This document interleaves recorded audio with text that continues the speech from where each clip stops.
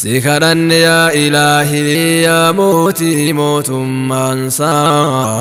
أرشي إن قبت التهي نغرسي سمة رموك بيوفي الرتباتي Sanga keenya qalanii harreen foon nyaachuun beeytu jedhanii ba'aa nu qopheessanii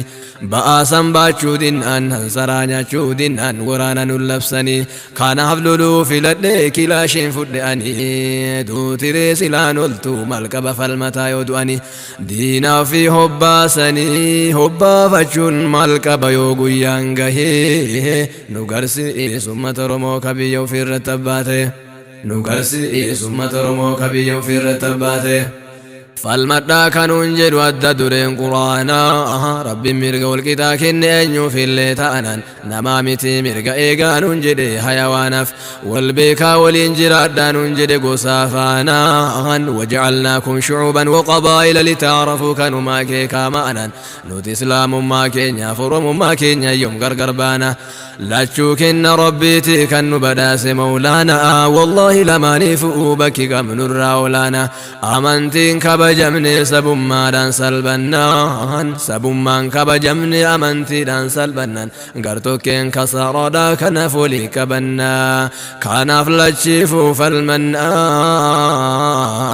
أمنتي إفلبون سوان كين يتيف نقرسي سمة رمو كبي يوفي الرتباتي نقرسي سمة رمو كبي يوفي الرتباتي فالمتم ملي يعلمي بلسمان إنسان هاقا يوم ربطاني توكيش سري بقتا جيران كجلديسا هاقا يوم دلو لما جيران أكبرينسا mootummaadhaan guddufuu dhiiga keenya karaarraadhaa kafiteensa haga yoom qalamni keenya aseenaa dhiigaa barreessa rakkoon ummata keenya inni harraaf kaleessa bilisoomni ofin jedhaa osoo jiru gabrummaa keessa kanaafan sagaleessa yoo rabbiin naaf hamsiise ammuman dandahee nu garsiisu uummata Oromoo ka biyya ofirratti abbaate nu garsiisu uummata Oromoo ka biyya ofirratti abbaate